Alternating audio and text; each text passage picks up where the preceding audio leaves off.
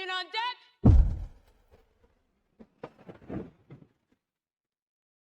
Your instructor is a Top Gun graduate with real-world experience in every mission aspect you will be expected to master. His exploits are legendary, and he's considered to be one of the finest pilots this program has ever produced. What he has to teach you may very well mean the difference between life and death. I give you Captain Pete Mitchell. Call sign, Maverick.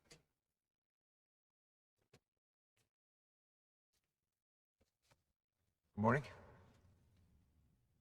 But let me move on to the one that I have for Chelsea.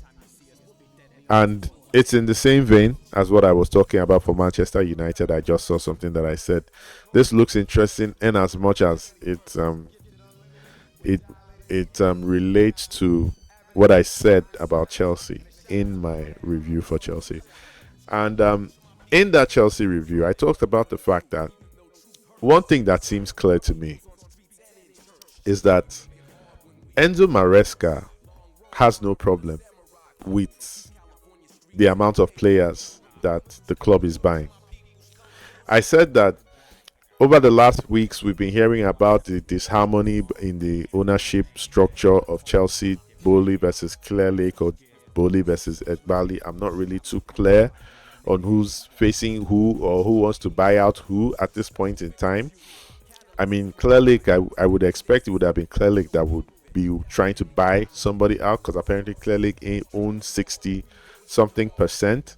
But I've seen articles that say that it's Boehly who wants to buy out Clearlake. So I'm not too clear on that, so I'm going to stay away from that. But what I said in my review was that I think for all the conflict going on between these people, one thing seems to be clear. There seems to be unity of vision regarding the acquisition of players and the training of these players into assets that become more valuable over time. And I said that it is clear that Enzo Maresca has no problem with that.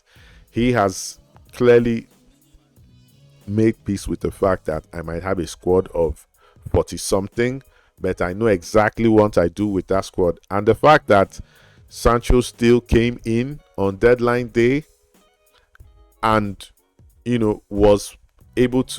has been able to begin to play a part already for Maresca, that tells you that that assertion is not wrong. He has no problem with players that are still coming in on deadline day and those players proving to have value for him.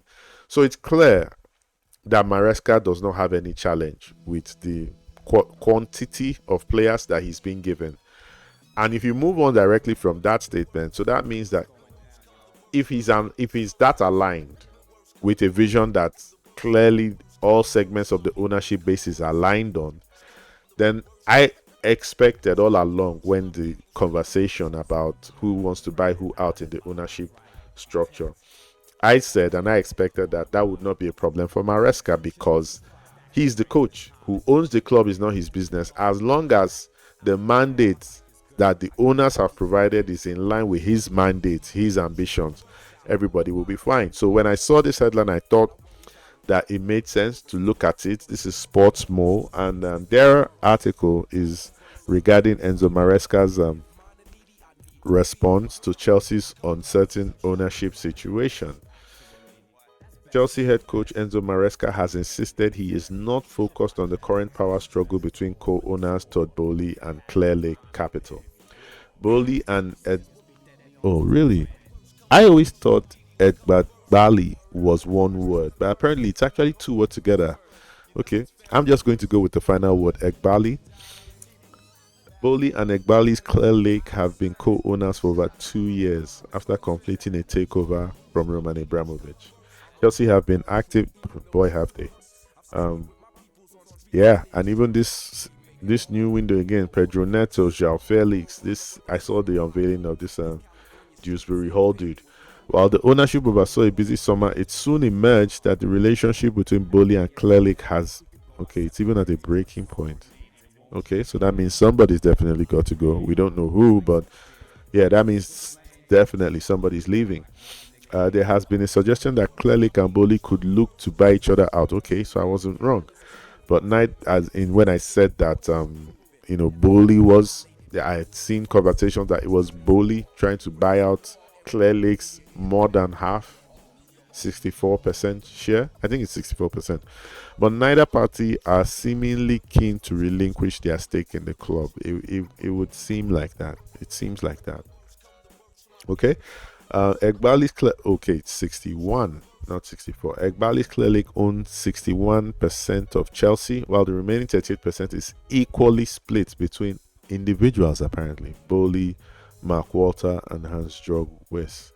With the current ownership struggle now with the situation now in a state of uncertainty, Maresca was asked about the issue ahead of this was the game against Bournemouth. That was when this article dropped. Okay, so Maresca insisted that he's focused on matters on the pitch rather than the current power struggle in the Chelsea boardroom. If I spend my energy on something different, then it's not worth it. My focus is on tomorrow's game, to be honest. In the last week, I've done the same thing, focus on the game and how to prepare in the best way. The other things are things I cannot control. I spoke with Todd when we played City and Egdad, whatever, man, just days ago. I'm speaking with both. There are no problems at all. I'm focused on the pitch. So yeah, I've always had the understanding from everything I've read, from everything I've watched, that Maresca is not interested in all of that. I think I'm trying to say that I'm beginning to realize that Maresca is a mercenary. A mercenary in the sense that he doesn't care who employs him. He's not interested in what the politics or the optics that are going on in the club. And actually, that statement of not caring about the optics is clearly a viable postulation. We have the Raheem Sterling thing to go about. And by the way, I found out that the part of Raheem Sterling's salary being picked up by Arsenal is not even the 100,000 that I thought it was. It's actually less than 100,000. It's actually just short. It's just under by about £2,500. I think Arsenal is paying. Is it 92 or 97? It's either 97,000 or 92,000. £97,500. £97,500. That's how much of Raheem Sterling's £325,000 weekly wage that Arsenal are picking up. So Maresca would not have given Raheem Sterling any game time at all. So it was even more of, let's get this guy out of here and let's not bring down that optics of there's an England international who we have said will get no playing time. So they were desperate. Arsenal drove a hard bargain. They had to be desperate to accept Arsenal's hard-driven bargain in the first place.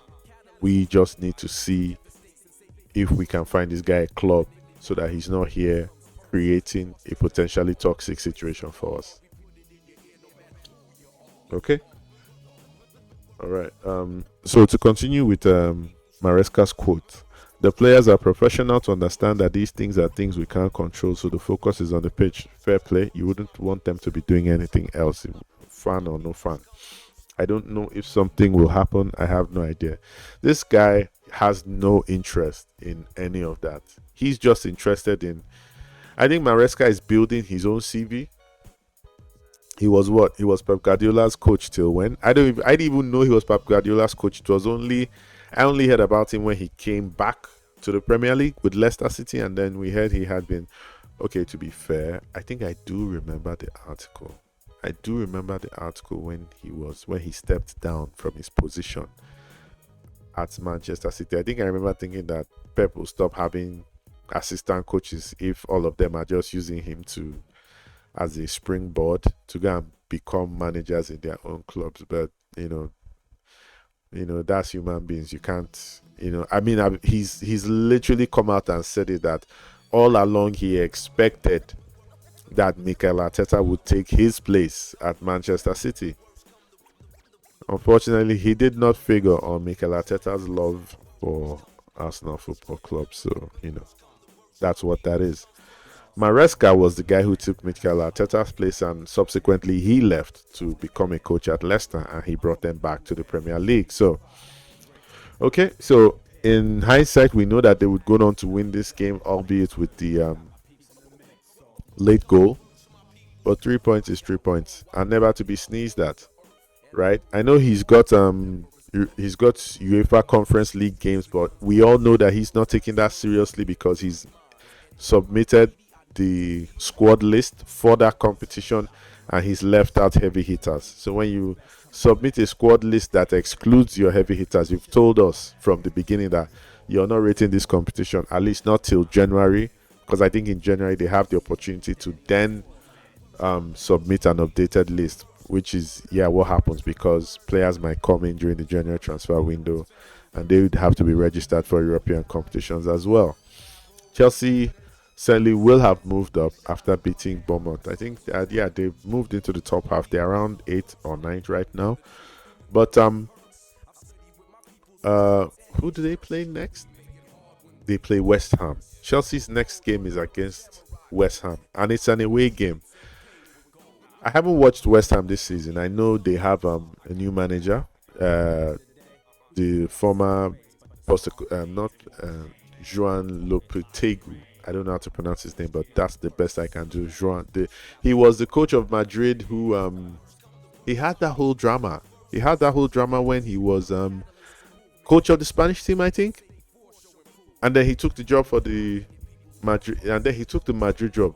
He had that whole thing, and it led to him losing the Spanish national team job, and then he went to the Madrid job, and he was out of that job in he didn't last a season in that job. So I haven't really been watching what he's been about, what Julian Lopetegui has been about in the Premier League with West Ham.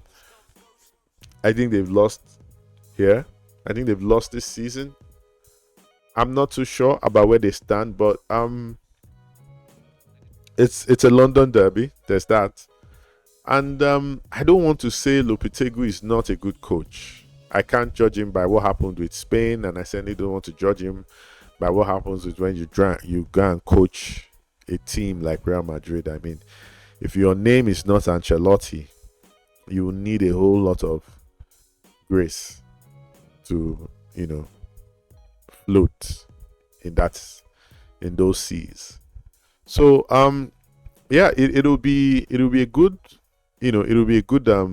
match to watch when it comes up. We'll certainly pay attention to what they play in the Conference League, but like I said, I don't know how much attention you'd want us to pay to the competition when the coach has clearly deemed it not worth the trouble in the first place. And that also speaks to another thing that I believe is at play in his appointment. I think this ownership base also, I think they've clearly staked off. And the bad part about what I'm saying is that if I'm right, they are in a repetitive cycle. But it seems to me that they've the mandate here is make these players better players, make these players more valuable players. And if that's what it is, then I think that means that Maresca is working without the pressure of having to go far in these competitions, in the cup competitions at any rate. He's not under any pressure in the cup competitions. He can't be. If he was, there's no way he's submitting his squad list for the Conference League, and he's not put Cole Palmer on that list. So he cannot be rating the Conference League because we all know that Cole Palmer is one of their best players right now, if not the best. But who knows? These new signings, you don't know who will step up. It could be Joao Felix, it could be Pedro Neto. So, but for now, as when this list was submitted, Cole Palmer's omission was certainly something to be talked about. So he's not in it. So, but we'll pay attention. We'll see how they play, what they play like ahead of their game against West Ham at the weekend. But in the meantime, you want a team like Chelsea to be beating the teams that you would expect them to beat. You don't want them to go to Portsmouth and drop points. The draw with Crystal Palace, that was disappointing enough before the international break. So, coming back to pick up 3 points in the next game after the international break, that's good. And we'll see how they come up against West Ham. And, when that's done, we'll take it and run with it wherever that's going to.